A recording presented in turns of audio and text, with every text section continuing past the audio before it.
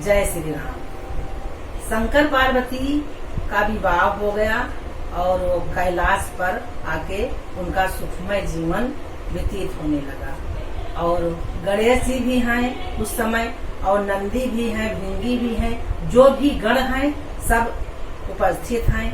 और एक दिन की बात है, पार्वती भगवान शंकर को अति प्रसन्न देखकर और उनके पास जाकर बैठी और बड़ी आग्रह के साथ उनसे निवेदन किया कि हे भगवान, हे भोलेनाथ, मैं कितना अच्छा कर्म किया है, कौन सा कर्म किया है कि जो आप हमारे पति हैं, पति रूप में हमें प्राप्त हुए हैं, ये मैं जानना चाहती हूँ।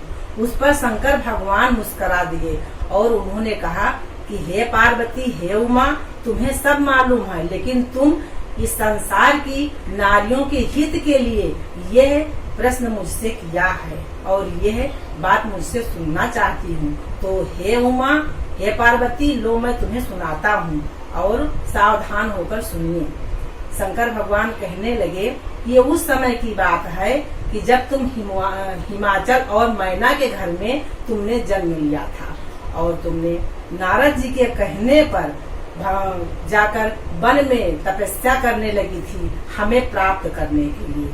तो उस समय तुम्हारे पास सप्तऋषि मुनि को हमने भेजा था, इसलिए तुम्हारी परीक्षा के लिए कि सप्तऋषि मुनि ने कहा कि हे पार्वती, तुम्हारे लिए हमने अच्छा वर विचार के रखा है और वो वैकुंठ निवासी भगवान विष्णु हैं और तुम इतनी कठोर तपस्या मत करो और तुम्हारा यह कठोर तपस्या पूरा हो गया है और तुम्हारा विवाह हम उनसे कर देंगे और इस बात के लिए तुम्हारे माता पिता भी राजी हो गए हैं। तो उस समय जिस समय वो जाकर वन में ऐसे वचनों को पार्वती ने सुना, तो पार्वती उस समय उन्होंने सप्तऋषि मुनि से कहा कि हे मुनि, इस संसार में बहुत से वर कन्या हैं, तुमने ऐसा कहा इस संसार में बहुत से वर कन्या हैं और आप जाइए उनको ये शिक्षा दीजिए। और हमने शंकर ही भगवान को पति के रूप में ग्रहण कर लिया है, मान लिया है और मैं उन्हीं से विवाह करूंगी। लेकिन बार बार कहने के बाद में वो उसी समय मूर्छित होकर और गिर पड़ी।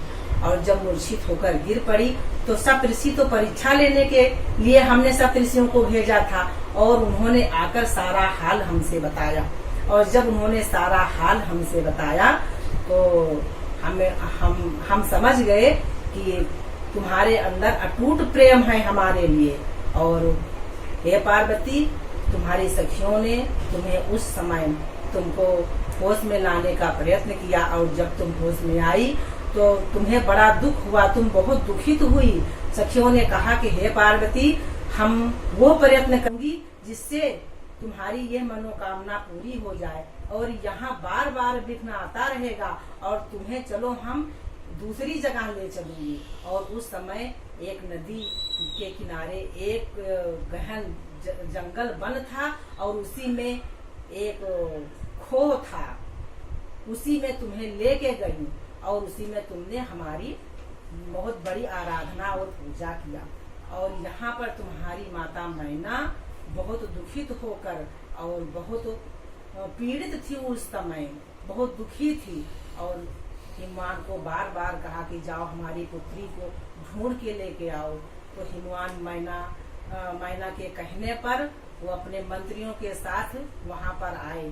उस समय तुम हमारी आराधना पूजा करके वो जो विसर्जन किया जाता है उसी को लेकर तुम नदी में विसर्जन कर रही थी और उसी समय तुम्हारे पिता के मंत्रियों ने तुम्हें देख लिया और कहा, हे पार्वती, तुम्हारे पिता और माता बहुत दुखी हैं।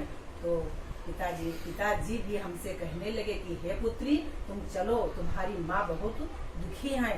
तो हमने पिताजी से क्या कहा, तुमने पिताजी से कहा कि हे पिताजी हम एक ही शर्त पर घर चलूंगी, वैसे मैं आज घर आती, अगर आप नहीं आते तो भी मैं आती, लेकिन अब आप आ गए हैं तो मेरी भी एक बात सुन लीजिए, मैं विवाह विष्णु से नहीं करूंगी, मैं विवाह शंकर से ही करूंगी। अगर ये बात आपको स्वीकार है तब मैं घर खुशी खुशी चलूंगी। हिमवान ने कहा, हे पुत्री तुम चलो, तुम्हारी माँ ठीक हो जाए, तुम्हारे जाते ही ठीक हो जाएंगे, क्योंकि तुम्हारे ही आने से वो दुखित हैं और तुम जहाँ चाहोगी वहीं तुम्हारा विवाह होगा।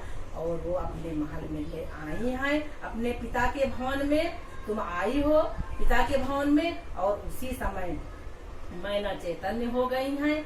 और फिर नारद जी के हाथ से पत्री पहुंचाया है हमारे पास तुम्हारे पिता ने, और हमारा तुम्हारा विवाह हुआ है। और यह जन कल्याण के लिए तुमने मुझसे प्रश्न किया है, तो हे पार्वती, इसीलिए मैंने तुमको सुनाया है। ये सुहागिनी स्त्रियों को और कुंवारी कन्याओं को इस व्रत को रहना चाहिए। और तुम्हारी सखियों ने तुमको हर के ले गई थी उस जंगल में, गहन वन में, इसीलिए इस व्रत का नाम हरतालिका कहा जाता है। और ये भादों की तिथिया में पड़ता है, शुक्ल पक्ष में। जय श्री राम।